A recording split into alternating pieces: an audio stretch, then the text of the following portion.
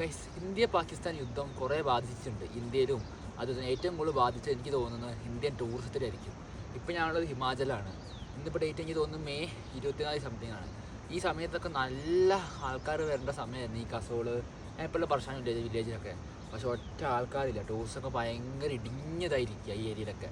യുദ്ധം ഇന്ത്യ പാകിസ്ഥാനാണെങ്കിൽ ഇപ്പോൾ കാശ്മീരൊക്കെ നമുക്ക് മനസ്സിലാക്കാം. പക്ഷേ ഹിമാചലൊക്കെ നിങ്ങൾക്ക് ധൈര്യമായിട്ട് ഗൈസ് നിങ്ങൾക്ക് വരാം. ഇവിടെ പക്കാ സേഫാണ്, ഒരു ഇഷ്യൂ ഇല്ല. യുദ്ധത്തിൻ്റെ ഇതാക്കി അത് തന്നെ. ഇപ്പോൾ വന്നാൽ ഗുണം എന്താണെന്ന് വെച്ചാൽ ആൾക്കാർ ഭയങ്കര കുറവായതുകൊണ്ട് തന്നെ മിക്ക സ്പോട്ടിലും ആൾക്കാരില്ല. അതുകൊണ്ട് തന്നെ നിങ്ങൾക്ക് ഹോം സ്റ്റേസും അത് നല്ല വിലക്കുറവ് കിട്ടും. സീസൺ അല്ലാത്തതുകൊണ്ട് തന്നെ സീസൺ ടൈം ആണെങ്കിൽ പോലും ഇപ്പോൾ സീസണിൻ്റെ അത്ര ആൾക്കാർ പോലും വരുന്നില്ല.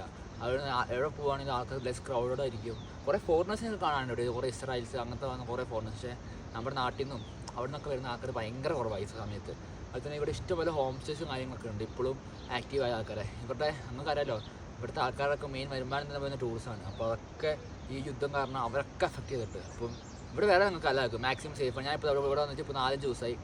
നല്ല സമാധാനമുണ്ട്, ആൾക്കാരും കുറവ്, നല്ല ഫുഡൊക്കെ കഴിച്ച് ഇങ്ങനെ സെറ്റായിരിക്കും. ഇവിടെ തന്നെ ഇങ്ങനെ ഇരിക്കുകയാണ്, റെസ്റ്റൊക്കെ എടുത്ത് ഇങ്ങനെ. ഇപ്പോൾ നമുക്ക് ധൈര്യമായിട്ട് ഇവിടെ വരാൻ പറ്റി സാഹചര്യം തന്നെയാണ് ഇപ്പോൾ ഹിമാചലിലുള്ളത്.